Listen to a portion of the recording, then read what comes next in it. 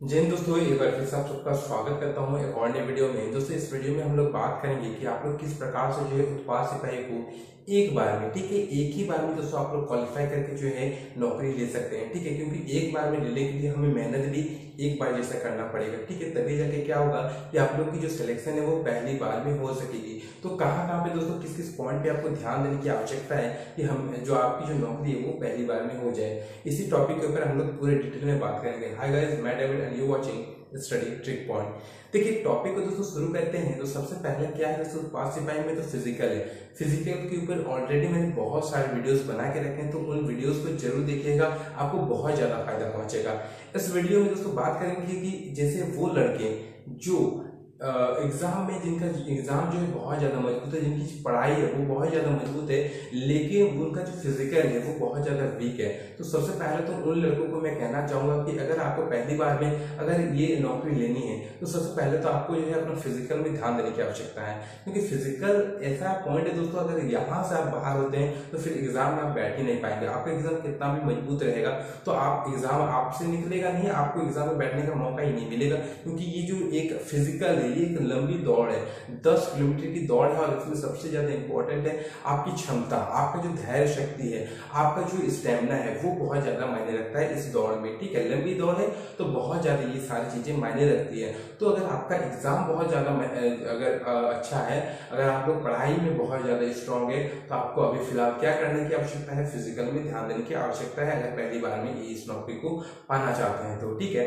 तो फिजिकल में बहुत ज्यादा मेहनत करिएगा, क्योंकि आपकी जो स्ट्रेंथ है वो एग्जाम है और आपकी फिजिकल जो है वो वीक है, तो आपको यहाँ मेहनत करने की आवश्यकता है। अब बात करते हैं जिन बच्चों का फिजिकल स्ट्रांग है और जो पढ़ाई है वो वीक है, तो उन कैंडिडेट को मैं कहना चाहूंगा कि देखिए, आपको महान नहीं बनना है, ठीक है। आपको जो है 10 किलोमीटर रोज लगा के आपको महान साबित नहीं होना है, या फिर अपने दोस्तों को नहीं दिखाना है, फिर अपने दाहिने बाएं वाला आगे पीछे वाला को नहीं दिखाना है।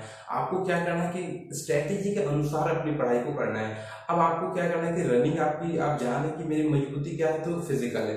फिजिकल हम आसानी के साथ निकल जाएंगे। तो आपको मेहनत कहाँ करने की आवश्यकता है, तो स्टडी में। स्टडी जितना अधिक हो सकते उतना अधिक वक्त दीजिए अपनी पढ़ाई में, ठीक है। अगर आप पढ़ाई को मजबूत कर लेंगे तो फिजिकल तो आपका ऑलरेडी स्ट्रांग है, तो फिजिकल स्ट्रांग है तो एग्जाम पे अगर आप लोग फोकस कर लेंगे तो एग्जाम पास करने से आपको कोई नहीं रोक सकता है। और ये जो उत्पाद सिपाही का जो एग्जाम का सिलेबस है वो कोई ज्यादा बड़ा या बहुत बड़ा हार्ड नहीं है, तो आपको कहाँ पे फोकस करने की आवश्यकता होगी, तो एग्जाम में। तो यहाँ पे दो कैटेगरी के कैंडिडेट है, एक जिनका एग्जाम बहुत मजबूत है और फिजिकल वीक है, और दूसरा क्या है, इस प्रकार के कैंडिडेट है जिनका फिजिकल बहुत स्ट्रांग है और जो एग्जाम है वो वीक है। तो यहाँ पे दो कैटेगरी के कैंडिडेट इस एग्जाम में बैठने वाले हैं। तो मैं उन सभी कैंडिडेट को कहना चाहूंगा कि अगर दोनों में से कोई भी क्षेत्र आपका अगर वीक है तो उस वीक जो क्षेत्र है उस पर फोकस करिए, ठीक है। आपका जो दोनों चीजें आसानी के साथ निकलेगी। ये तो मेरा फिजिकल का बात था। अब एग्जाम पे आते हैं। एग्जाम में दोस्तों कितने पेपर होने हैं, 3 पेपर होने हैं कि नहीं। अब बात करते हैं कि 3 पेपर जो आपके होने हैं उसमें जो पहला पेपर है वो क्वालिफाई नेचर का है, तो उसमें मेहनत करने की आवश्यकता है आपको, एकदम 0% है दोस्तों, उसमें मेहनत करने की आवश्यकता बिल्कुल भी नहीं है। क्योंकि पहला पेपर में मार्क्स आपको कितने लाने हैं, मात्र 30% मार्क्स लाने हैं। और पैसेज दोस्तों वहाँ पे हिंदी और अंग्रेजी है ना, तो हिंदी में सिलेबस क्या कहता है कि 20 नंबर का आपका पैसेज आएगा हिंदी में और 60 नंबर का व्याकरण आएगा। और सेकंड पेपर अंग्रेजी है तो अंग्रेजी में 20 नंबर का ग्रामर है और 20 नंबर का क्या है, पैसेज है।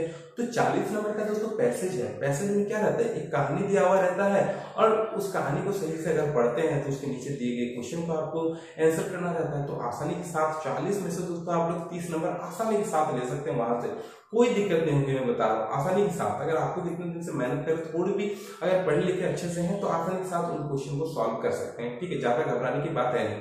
पहला पेपर में बचा बात व्याकरण की और ग्रामर की, तो जिनका जो अंग्रेजी है वो वीक है तो उनको घबराने की आवश्यकता नहीं। हिंदी में आसानी के साथ थोड़ा बहुत भी अगर आप लोग जो है वो विलोम शब्द हो गया, पर्यायवाची शब्द हो गया, जो कि हम लोग बचपन से पढ़ते आए हैं, तो अगर थोड़ा बहुत भी आइडिया होगा तो वहां से आप लोग आसानी के साथ नंबर स्कोर कर सकते हैं। तो पहला पेपर हमारा ऐसे ही निकल जाएगा, ज्यादा आवश्यकता नहीं मेहनत करने की। हाँ, अगर थोड़ा बहुत ग्रामर आपका वीक है तो थोड़ा बहुत आप लोग देख सकते हैं पहला पेपर के लिए, ठीक है, ज्यादा मेहनत नहीं करना वहां। दूसरा पेपर में क्या है, लैंग्वेज पेपर, और तीसरा पेपर है हमारा जो मेन पेपर है, ठीक है। तो दूसरा पेपर बहुत ज्यादा इंपॉर्टेंट है क्योंकि यहाँ पे आपका मेरिट बनेगा दूसरा पेपर में। तो लैंग्वेज पेपर आप लोगों ने जो भी सिलेक्ट किया है, मुझे लगता है आप लोगों ने सोच समझ के उस चीज को सिलेक्ट किया है, क्योंकि उस क्षेत्र में आपकी मजबूती होगी तभी जाके आप लोग जो है वो लैंग्वेज पेपर को सिलेक्ट किया है, ठीक है। मैंने कहा था कि जो बच्चों ने हिंदी लिया है उन्हें दोनों पेपर में प्रॉफिट मिलेगा, पहला पेपर और दूसरा पेपर दोनों में, ठीक है।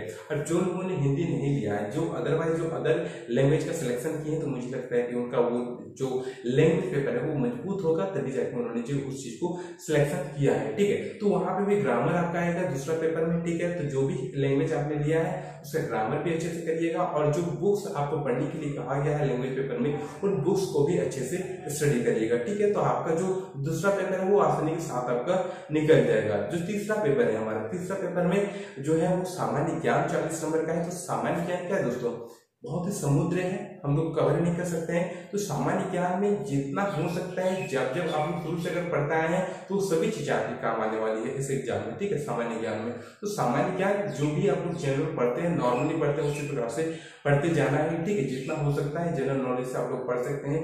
बाकी फोकस करना अगर कहीं पे है तो झारखंड जीके में, क्योंकि झारखंड जीके 50 नंबर का है, तो बहुत ज्यादा यहाँ पे आपको स्कोर करना पड़ेगा, ठीक है। और यहीं से स्कोर करना भी है और करना पड़ेगा भी और होगा भी, क्योंकि इसका सिलेबस ज्यादा बड़ा नहीं है। टॉपिक वाइज आप लोग झारखंड जीके को कवर करिए, नहीं होता है चैनल पे पूरा दोस्तों झारखंड जीके मैंने कवर करा के रखा है, और बेसिकली उस टॉपिक को सिर्फ आप लोग जो भी टॉपिक मैंने कवर करा के रखा है, उस टॉपिक को भी आप लोग कवर करते हैं तो झारखंड जीके से जो भी प्रश्न आएंगे आपका उसी टॉपिक से दोस्तों पूछा जाएगा। पिछला बार का जो उत्पाद से पहले जो एग्जाम हुआ था उस क्वेश्चन पेपर को उठा के देखिए, मैंने जितने दोस्तों यहाँ पे पिछला वीडियोस में झारखंड जीके का जो टॉपिक है कवर कराया है, उन्हीं टॉपिक से दोस्तों लगभग 40 से 45 क्वेश्चन दोस्तों 50 में से आए हुए हैं। तो उन टॉपिक को जरूर कवर करिएगा जो कि मैंने पढ़ाया है आपको पिछले वीडियोस में, ठीक है।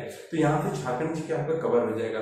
साइंस जीके में क्या है दोस्तों, ज्यादा कुछ नहीं करना है, ज्यादा हार्ड वाले साइंस जीके को टच नहीं करना है, जो नॉर्मली साइंस जीके है उन्हें टच करना है, ठीक है। तो आपका जो साइंस का जो पोर्शन है वो भी कंप्लीट हो जाएगा। और बाकी बचा मैथ, तो मैथ में जनरली देखिए टाइम एंड वर्क हो गया, एक आपका जो एवरेज का चैप्टर है वो हो गया, ठीक है। उसके बाद टाइम एंड स्पीड हो गया, ये कुछ ऐसे जो प्रॉफिट एंड लॉस हो गया, जो आपका जो पहला पेपर जो चैप्टर रहता है आपका, ठीक है। तो ये सभी चैप्टर बहुत ज्यादा इंपॉर्टेंट होता है, ठीक है।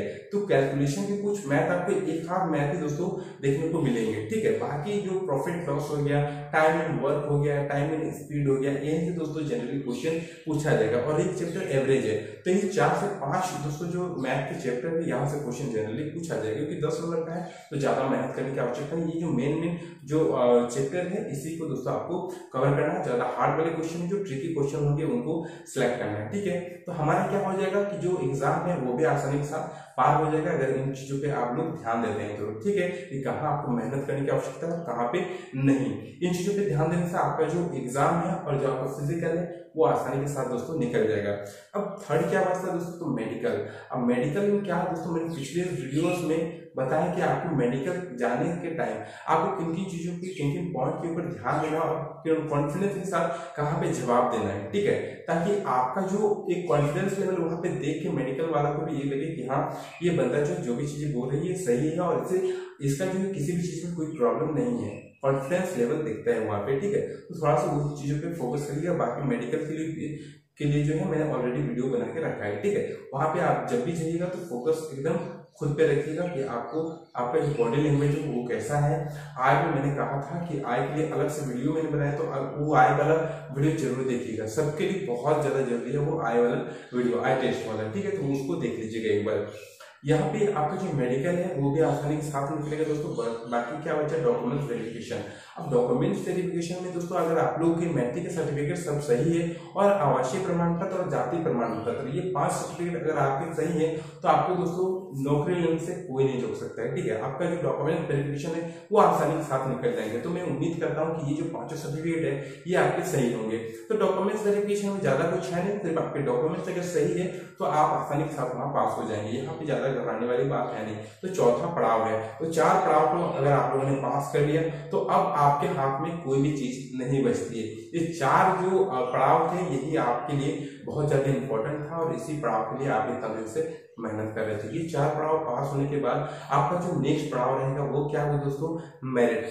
बहुत सारे बच्चों को ये पता नहीं रहता कि मेरिट क्या होता है। दोस्तों मेरिट वही चीज होता है जहाँ पे आपका जो है आखिरी सिलेक्शन होता है। तो आखिरी सिलेक्शन आपके हाथ में नहीं रहता है, आपने जो इतना दिनों से एग्जाम दिया है, ठीक है, तो एग्जाम के बेसिस पे आपका सिलेक्शन होना है वहाँ पे मेरिट पे, ठीक है। तो एग्जाम आप लोग जहाँ पे दिए हैं, आपका किस प्रकार का एग्जाम दिया है वो मेरिट में खुल के सामने आ जाता है, ठीक है। अगर आप लोग आपकी मेरिट बन जाती है तो बहुत अच्छा आपका एग्जाम किया था, और अगर नहीं मेरिट बनती तो कटअप वहाँ पे जारी होता है।